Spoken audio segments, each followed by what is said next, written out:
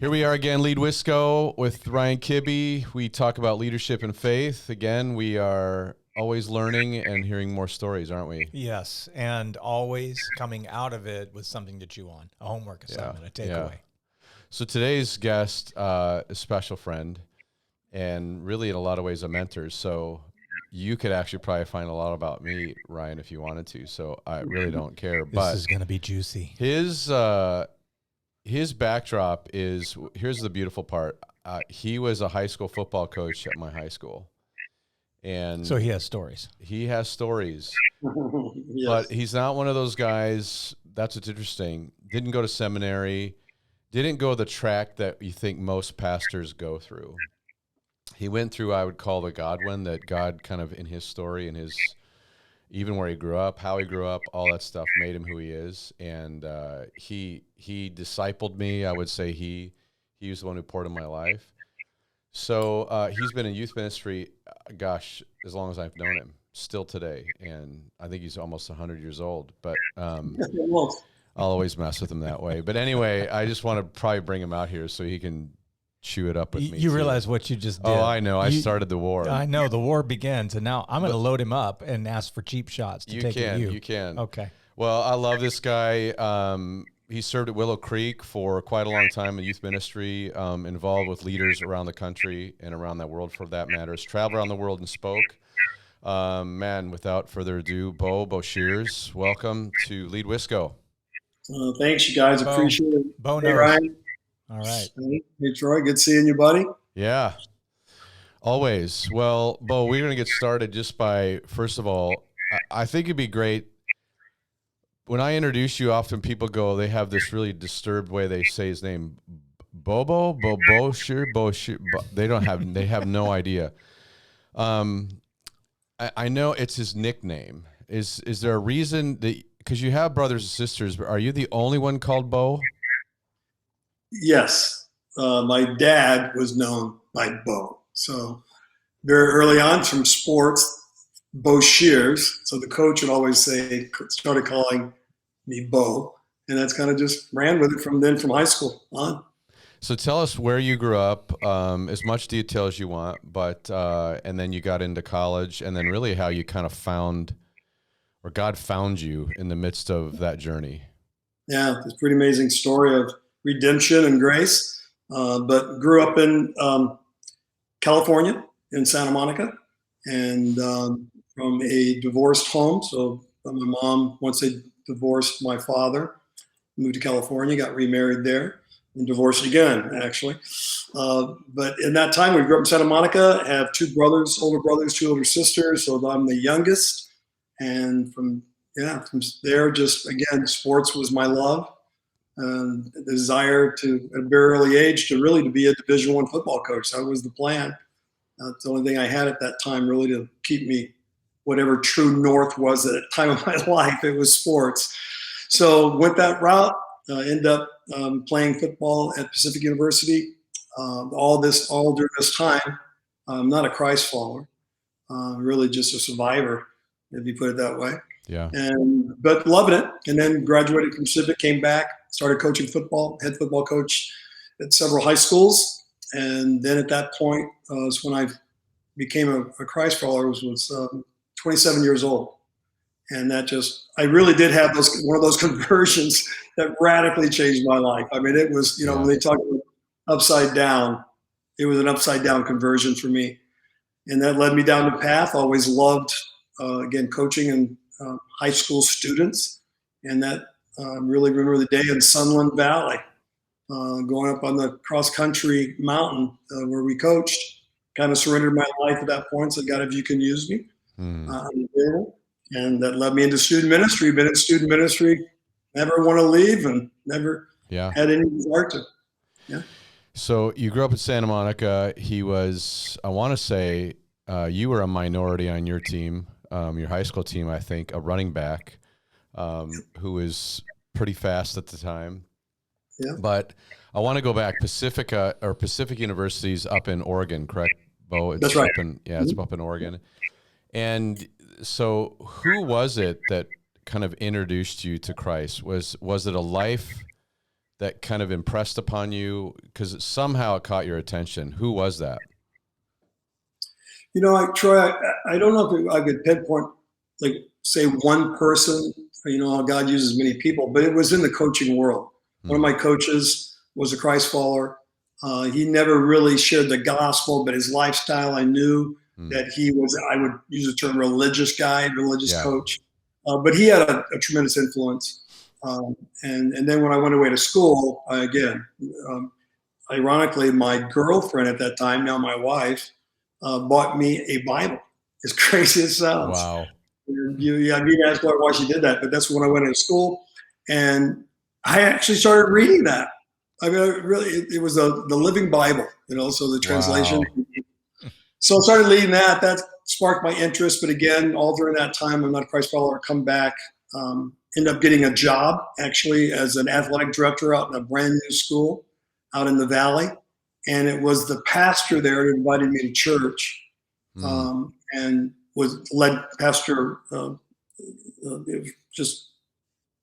did what he did. He shared Christ with me, and I became a Christian right there in Burbank, California, and that radically changed my life. Wow. Do you remember what you read in the Bible? Were you reading like Leviticus or something? I think the most thing was Deuteronomy. I think it was the one.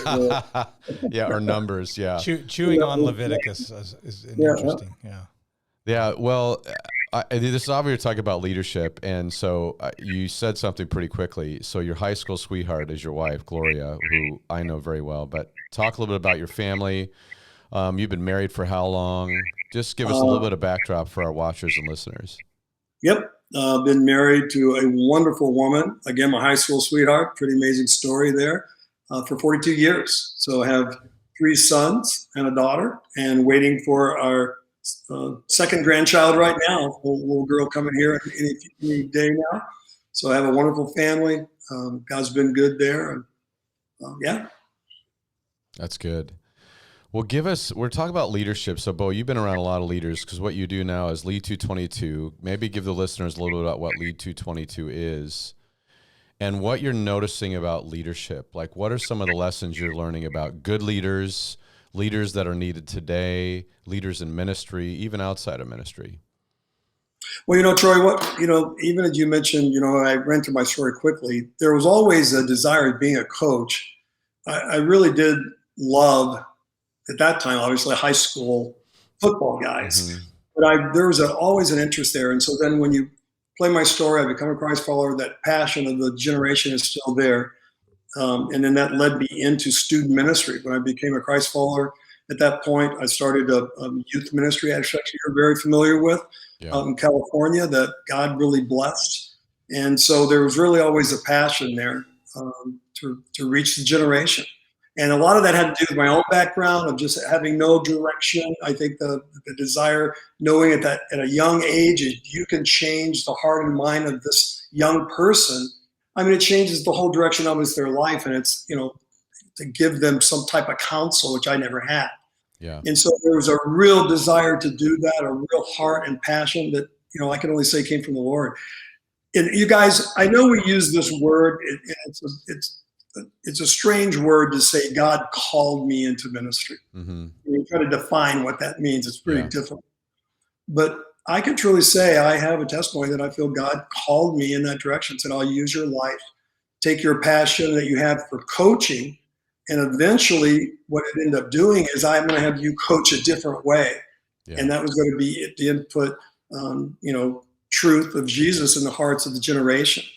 And that was right who I was at. I mean, he didn't change. I'm a coach. I've always been a coach. And so took those same skills of really investing in a young generation, but now having the greatest message ever, far greater than scoring a touchdown.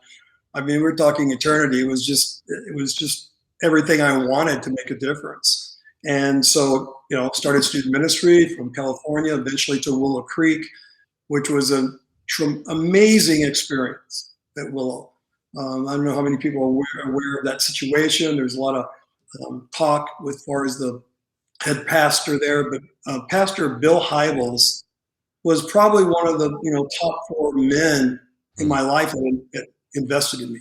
unbelievable leader for me. Yeah. And so during that Willow time, ran Willow, fantastic ministry, God's blessing on that, one of the largest ministries in the country.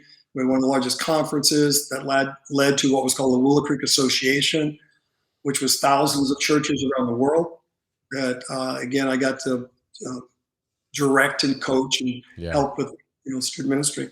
But then that led, Troy, I remember I was on the plane coming back from a trip and just, asking God, what do you want to do with me? And what was interesting, when I would travel and talk to these men and women, and these guys and girls love the Lord.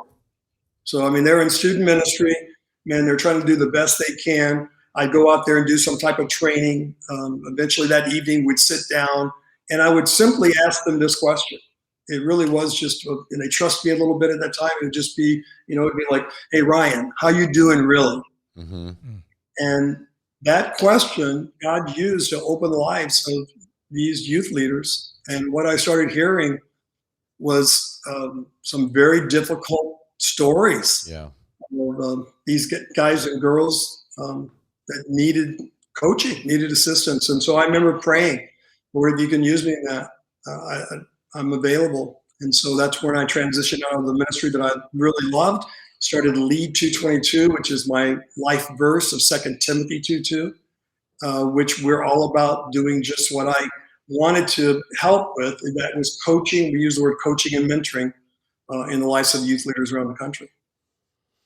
So what about, the leaders and kind of, I love your vision. So kind of how do you execute that vision with your team? And obviously, what are you finding challenging in today's ministry era? Because there's a lot of challenges today that maybe you didn't have even a few years ago. Yeah. Ryan, the question, student culture is always changing, so you have to stay up with it. So obviously things with ministry strategies needs to be adjusted, and any good leader knows that you're always adjusting. But something that never changes is the target audience. Right. In other words, it's still a young person, and that young person still goes through, regardless what year it is, still faces very similar problems. And so when you direct that back up to the youth pastor, what I found in that question, how you doing really, they were having those same issues again, of really needing someone to counsel them, to open up their hearts. So I found that that's why, again, Lead 222, we use the phrase, Ryan, healthy leaders, healthy family, healthy ministry. And I really believe if leaders become healthy, especially the ones that are investing in this generation, and it's not, the phrase always used, this is the church of, the idea that youth students now, it's not the church, they're not for the church future, they're the church now. I would really say that if we invest in these young people at age, their whole life, obviously, they're going to invest in the kingdom. And so we use healthy leader. If I can get youth pastors to be healthy, they're going to model that health to young people. Mm-hmm. The reason we involve healthy families, we all know I'm married. Troy, Ryan, I'm not sure if you're married or not, but we all know the importance as things go in the home. I mean, they're going to affect everything you do. And so again, we really focus on what we call, again, coming from a sports background, we use the phrase home field advantage, that we really lean into parents and say, you've got a home field in your home advantage at this young age. You need to use and be strategic with that. So we help leaders understand how to take home field advantage of their family. And then I really believe if you take care of those two, and that it ends up obviously affecting the ministry. So can I follow up with that? So you're coaching coaches and building teams. My question is, we had this little thing called the pandemic. Have you heard of it? I just wanted to clarify, but no, since March of last year, really, 2020 to now, our whole world has been different here in the U.S. I guess my follow-up question to that is, what are you seeing? What are you hearing? How are you leading through that? We've endured a very interesting political season. We've had, obviously, Troy and I have been delving into racial reconstruction that we've been talking about on this podcast. What are some of the challenges you're facing? And more importantly, what are the solutions that you're finding that God is giving you to help minister in this really crazy year that we've had? Ryan, we did a lot of work in that actually we had about 150 youth pastors that is in our community. Wow. And really, during this time, all of them having mentors, we really listened. As you know, mentors, one of the best gifts is listen, ask good questions. Mm-hmm. And so we were doing that during this pandemic time. And really what we found is all the leaders had to pivot somehow in their ministry. Yeah. They had to, what is the new normal? Right. And so they had to adjust, not being able to meet with students, all the things we know we've gone through. And what we started seeing is with this intentionality to try to do something new, in this time, it really brought on more of a sense of responsibility. So leaders started getting really tired. They had to do some new things. They had to go to Zoom like we're doing now. They had to try creative ways to get students involved. And they're at home. They're at home now where they normally wouldn't be. So you got kids and dogs and all the adjustment that they're trying to make with their wives or husband. And so leaders were really trying to take advantage the best they could, but we found it was really wearing them out, trying to be creative. So we really intentionally started saying, hey, let's slow down and make sure your spiritual discipline, so our coaching really leaned into, you've got to be disciplined. You've got to readjust and pivot your spiritual disciplines in this new environment. And then you've got to take a breath and realize that your involvement in students, it's gonna work its way out. You just have to do as much as you can, but not overplay it. So, Bo, again, I could talk story after story.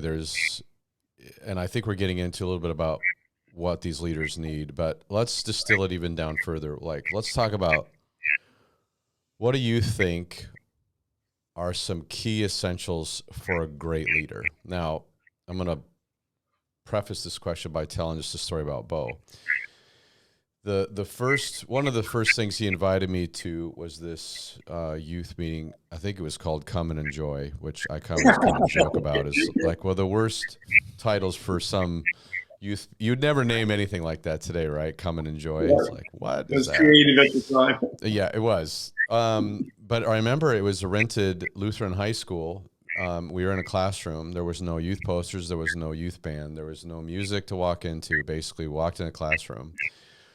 Bo at that time was coaching, so he had those nice polyester shorts that had pockets on them and then high white socks. And I remember he just sharing about what if God's called us to do ministry together. And it's such a click. But the reason I'm saying this is I've always known your secret sauce.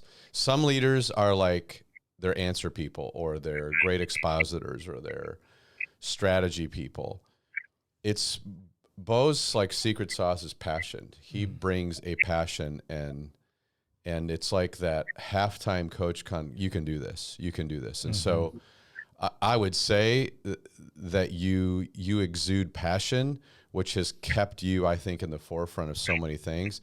Not that you're not strategic, not that you're not smart or wise or all of those things, but it feels like that's kind of your secret sauce. I'm wondering, are there a couple of those you're noticing with great leaders today that you think they need to have? Well, one of the things I'd put, like you mentioned, was passion. There's such we know this. If you can figure out your spiritual gifts, who you are, and you can find something you love to do versus what you can do. Mm-hmm. You can feel, we use a diagram, you do a circle. And if you thought, in that circle, I filled it with what I can do and what I love to do. Yeah. Well, you want that circle ideally to be, 3/4 filled with what I love to do. And then we got stuff we can do. And I think leaders figure that out, Troy. Yeah. I think a part of it is their passion. What do you love to do? And I go back to, God instills it in us. And here I was, this guy, young man, really lost, bro. I mean, that. Confused, no direction. And then God just took all that and just put it into a passion of the kingdom. And so I would say on leadership, you've got to really figure out, what are you passionate about? And that doesn't mean you're not going to struggle and have, some days wake up and say, man, this is real hard. And why am I doing this? But ultimately, where you're at, you're saying, this is who I am. I love doing this. And so I think passion. The other couple of things I'd put on there that you've really got to learn quickly, the idea of disciplines. Yeah. You got to learn how to manage yourself. And that's one thing that's interesting, Troy. When I grew up, again, craziness, but I had a lot of street smarts. Yeah. In other words, I had to learn quickly, hey, how do you survive here and make this happen? And so you take that and you flip it around completely to now you're loving the Lord, nothing changes. I still need to put that passion and disciplines, Yeah. Be very, disciplined. I think I put that on the top of the list too. So what's missing? Let's do a follow-up then. What do you think is missing in what you're noticing and let's go specific to youth leaders you're seeing today. What are you seeing is missing today in some of those who are trying to lead youth ministries? Well, it goes to, if you go to the idea of just being a healthy student ministry, you have all that strategic side. I think one thing that's missing, Troy, that leaders need to understand is you've got to let students own the ministry. And I think that's slipping a little bit. And when they own the ministry, I'm talking about from the idea of sharing their faith, the idea of not just putting a title on them and putting them in some club. I'm talking about really teaching students that God wants to use them right now on the campus they're at with the gifts they have. And I think some of that is missing. They're skipping over the understanding of how powerful and how much really kingdom impact a young person can have in their own families, on their campus, in their lives. So I think that's one thing. Yeah. And that leads into the sharing their faith. I'm hearing that pastors are saying that when they really try to sort out what is being measured, Troy, there's a lot of confusion on, what they're, you're a senior pastor, you have a youth, the guy's wondering, hey, what are you measuring me on? What do I do? And sometimes that's really confusing. Yeah. I would say the pastors haven't clarified, hey, this is the measuring mark of what we're about. And so that leads to all kinds of different difficulties. Right. So is there something that you could share with us? I mean, the watchers and listeners around, we talk a lot about our stories have shaped kind of how we lead. So I think you're right. How you grew up, you are street smart, but that converted into being spiritually smart about your own life and self-aware. But failures often can lead to great learnings, and however detailed you want to be, but is there a leadership fail in your life you remember that goes, gosh, I learned so much out of that? I'm sure there's several. I mean, if you need help, I'll help you with a few. No, I'm just joking. I'm joking. Yeah. Troy, the one thing that God used in my life when the transformation happened was really understanding how to speak to students and being real with them, telling them the truth. But I look back and I think the truth teller is very important, speaking truth into a young person's life. But I would say probably what I did, I probably should have had more grace in speaking that. So like a truth and grace kind of thing instead of just, truth. Yeah. And so I would have probably adjusted, as I matured, started realizing you could say something, but say it a little different than I said it at that time. And so I think that would have been more effective. I've been on the receiving side of that truth. I was just going to ask. So can we dig for some Troy Murphy dirt? Like, do you have anything you can share publicly? Yeah. Well, I tell you, Ryan, this is no kidding. He mentioned being in that room when actually I gave a vision of building a roller coaster, and it's just had to imagine what a roller coaster could be. And it was just crazy, that sound, and then flip that over to say, hey, why God has everything we need to take that dream and put it in the kingdom. Let's dream for what the kingdom can do. And Troy was one of those young men at that time that all of a sudden he just got it. And so, you talk about the dirt side, but first I would just say at a young age, that dude was a worker and very creative. And so when I had a chance to invest in his life in those early years, again, I was a football coach. I was actually got called up he made the all-star team. I was actually coaching a JV team at that time. They called me up to the varsity team. And listen, you guys, I remember Ryan. Here's when I first met Roy. Met Troy. He has a mohawk. He dyed it the color of the school colors. Nice. And we went to this all-star game, and they had this parade. for us. So they're doing this Pray for the Football Guys, and we're doing something to help children. It was kind of a cool thing. But during this parade, I'm sitting there with the rest of the coaches, and I'm getting to know the team, and all of a sudden I look and I see someone's hanging on the back of this fire truck. Just hanging on the back of the fire truck, mohawk, waving at the crowds, and it was Murphy. Murphy jumps on the back of this truck. Wait a minute, I'm traumatized. You just said he had a mohawk. I can't reconcile that with our current condition. That's right, and it was dyed the school colors. I don't know what those were now, so I can't remember, red and something. Red and gold, yeah. Were you like called the boss or what? Like no, I actually was told that I couldn't ride, because they didn't want to traumatize. There's a small town in Cambria, way up in like Northern California, and they just said, and even the head football coach, Mike Plaison, said, "No, you can't ride. I don't want you on the fire engine." I'm like, that's not being honest about who we are. So I let them see who we are. Yeah, that's awesome. Yeah, but Ryan, that kind of led me. I knew I immediately liked that kid, and thought, man, you get that guy on fire for Christ. And so exactly. I was just going to say, sometimes leaders, I'm sure you recognize this, if everybody's always doing the same thing over and over and over again, progress doesn't happen. Sometimes we need people who will buck the trends and be a little different. And so you recognize that, I guess. What was it about him? Because maybe there's somebody watching. Maybe there's a young Troy out there somewhere. What led you? What was the secret sauce you saw in him? And how would you encourage others to recognize that it factor? That if you can teach, and again, you remember now he's a high school kid, but trying to figure things out. That's why I love what I do. I think we all need coaching and mentoring. And to all our listeners, I mean, I'm not talking about kids. I'm talking about in our own lives. You need a mentor in your life, and you need to be mentoring others. Well, I think at that time what Troy really had, he had influence, and every person has influence. It's just how, and I think back to my own life. I was a leader leading the wrong way, but that influence, was there. And then to take in that, so Troy had influence. I mean, you can imagine, again, back to the fact of hanging onto this fire truck and doing everything, but he was being real, and that did attract people.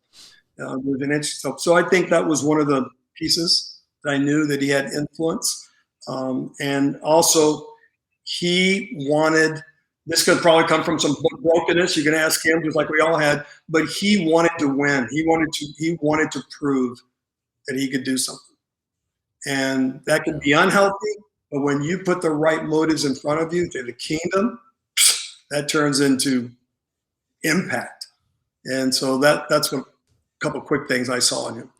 It's funny because in my counseling, and I just did my wife and I did some work, over a month ago in Nashville. But one of the things, just learning more and more, is, my father was narcissist to almost sociopath, which they can't feel. And so when you have that, as a kid, you're so longing.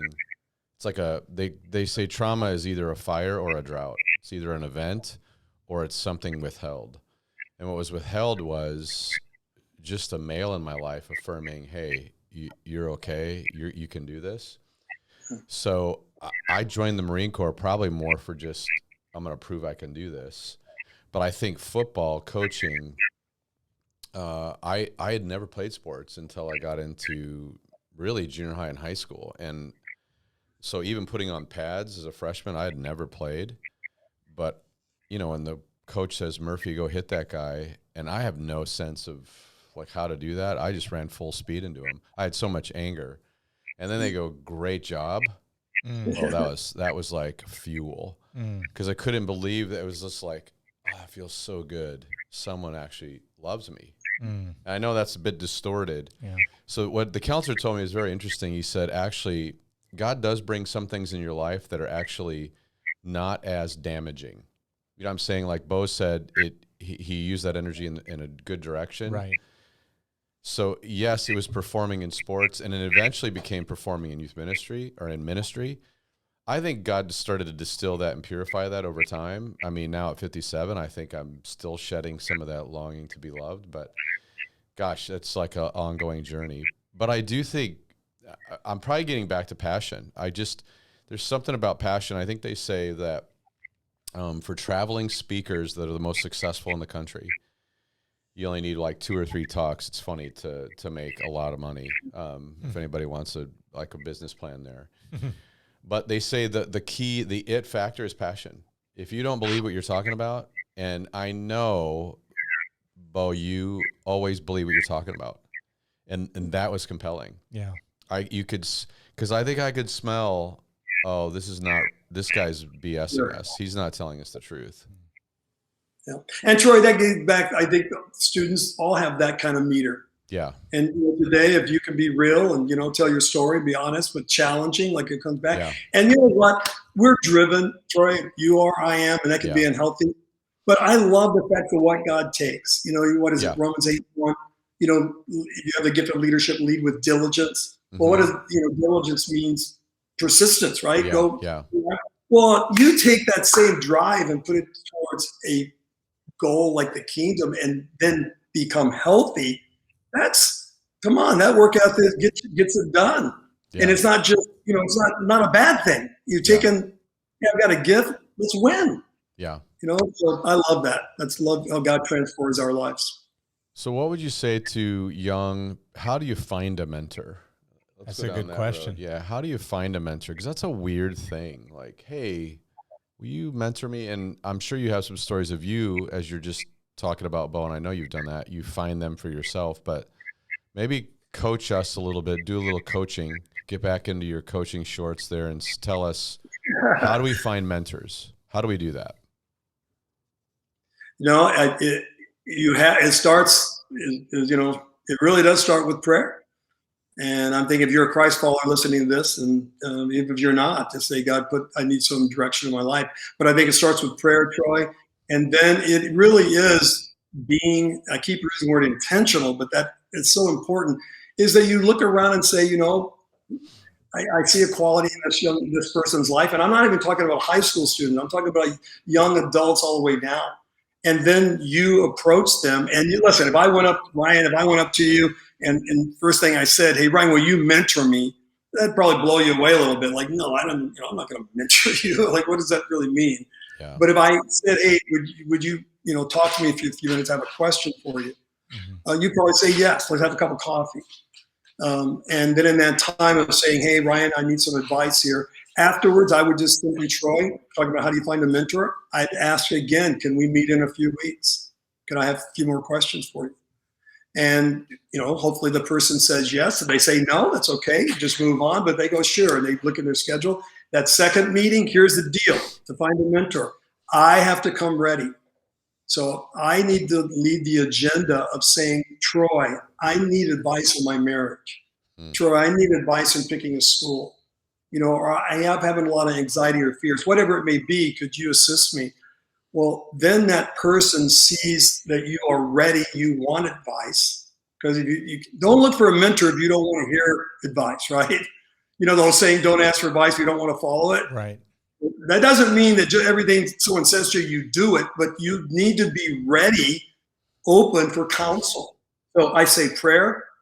Find a couple of men and women that you see qualities, Christ-like qualities they can invest in you, whether that's leadership, whether you want to be a better husband or mom or father, all of it, businessman. You seek out someone and say, hey, can you have a cup of coffee with me? And then after that couple of meetings, you say, would you consider doing this with me monthly for a period of time? Pretty simple. Yeah. And I think you'd be surprised. Most people, if you pick and come ready, most people will invest that 30, 40 minutes in your life over a cup of coffee. And then that can lead to wonderful things like a lifetime journey. I'm being interviewed by the pastor. Here I was, 17 years old. Yeah. Well, and you two have it seems like obviously a very great relationship. Let me flip the scenario. So let's say, I'm going to call him Little Troy.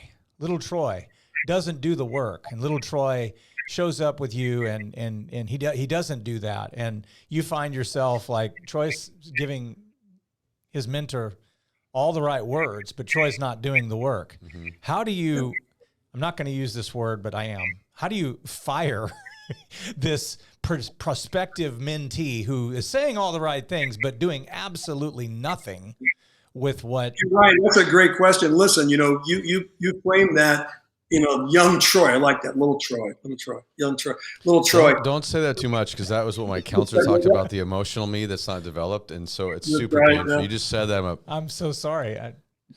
Anyway. Yeah. But Ryan, if you're talking to a young person, you want to, like I said, that gets back to that leadership of telling the truth with grace.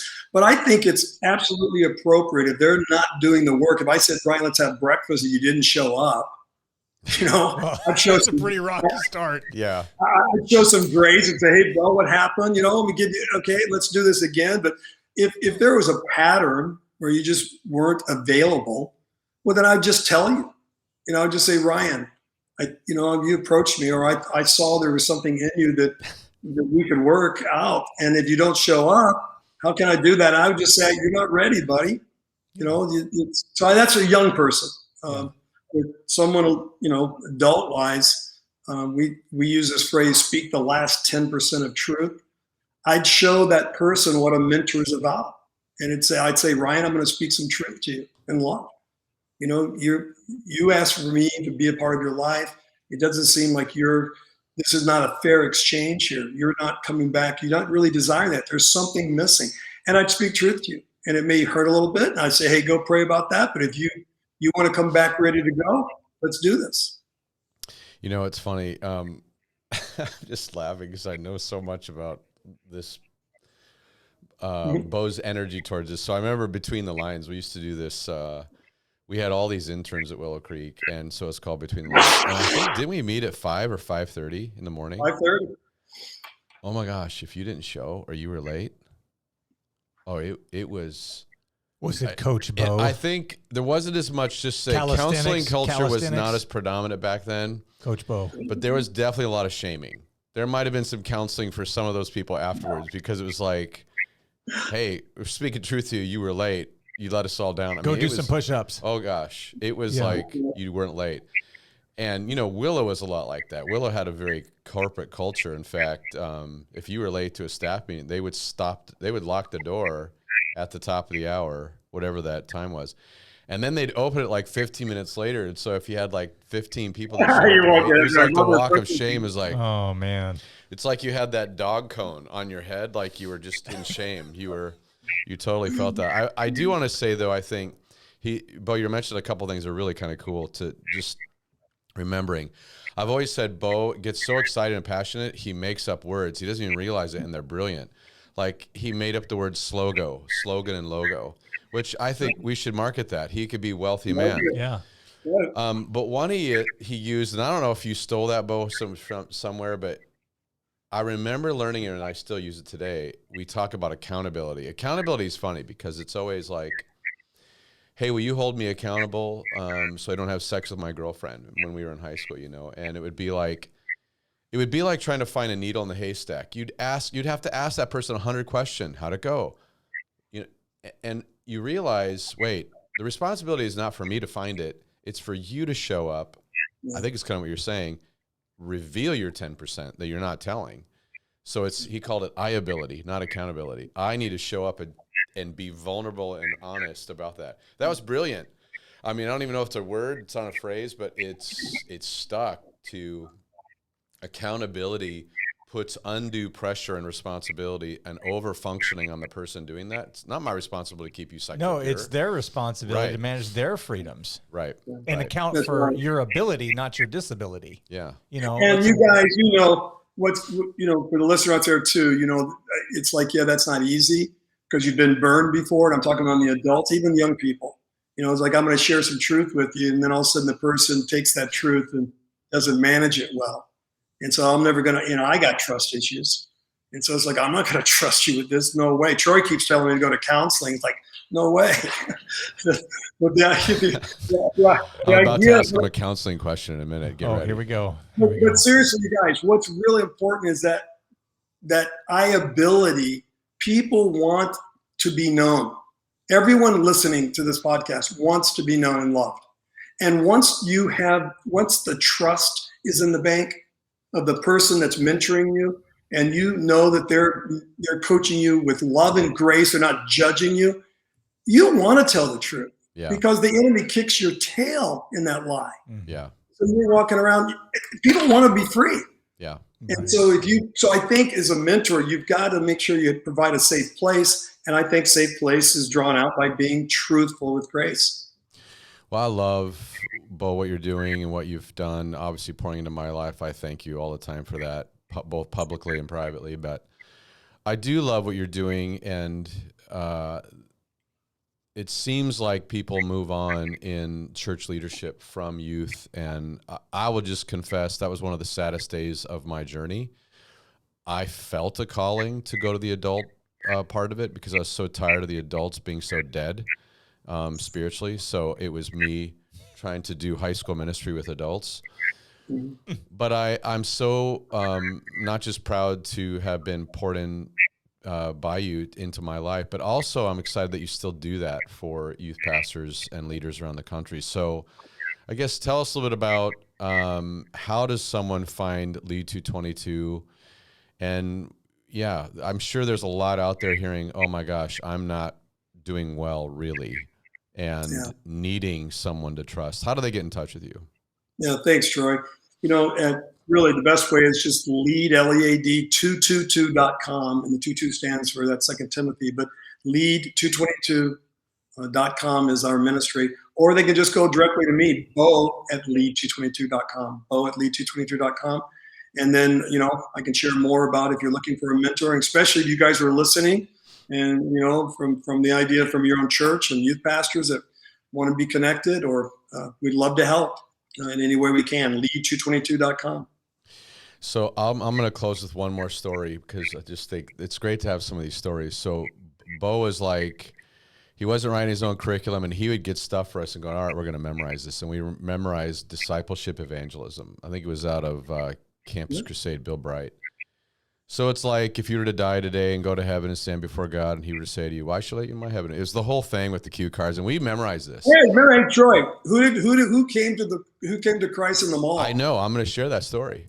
So Bo decides, okay, we memorize it. And we feel so good about ourselves. This is like a small group of probably about 20 of us, and we're just pumped. And Bo announces, hey, all right, we're going to jump on the van. Oh, where are we going? We're going to the mall. Now, at this point, the Glendale Galleria is one of the first like indoor mall things, I think, around Southern California. It's massive, and it was beautiful. So we're going to the mall to share our faith. It was like, what? What is he doing now? This is like, and he's got passion, energy. Come on, man, we can do this. And so we're all going out, and sure enough, Bo and I find this kid. He's dressed really interesting. He African-American kid, and real bright colors. And we walk up and kind of start sharing this whole discipleship evangelism, and we're into it. This guy accepts Christ. He is the electric boogaloo from that old school, like first rapping dance, like movies ever. Like he's famous. I couldn't believe that. Wow. But I will say, it was these kind of moments of pushing us into uncomfortable spaces that I think is the beautiful part of growth. And so, man, I cheerlead that you still do that today. You push, but it's that secret sauce that you have, and you've used it well, my friend. Oh, thanks, Troy. Appreciate you too, brother. Very proud of you. Like thinking, tell the listeners again, the benefit on this side of my age of being a part of this is just tremendous what God does. I look at your life, Troy, and all that you are doing, how you've taken all your gifts, and wonderful job, bro. I love you, dude. Just wish I could tell Brian later on. We'll get a cup of coffee, and I'll tell you the real story of Murphy.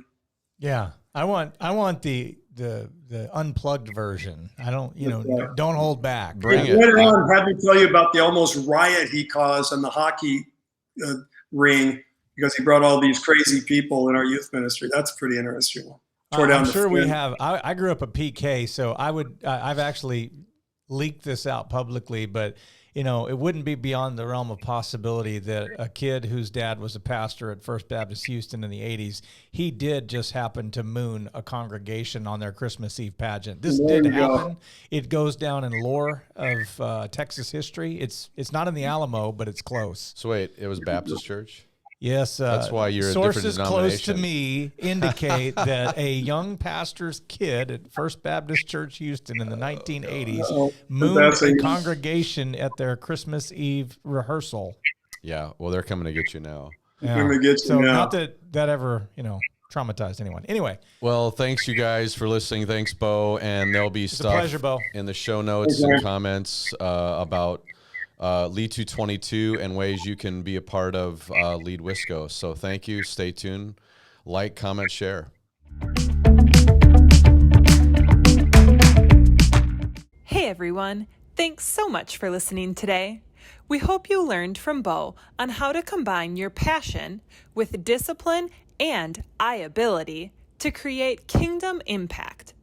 We also hope you were encouraged to reach out and find leaders who could mentor you. If this episode was helpful to you, we'd be so grateful if you subscribed or followed us, left us a review, or shared our podcast with someone you think may benefit from it. If you're looking for more leadership content, check out our social media.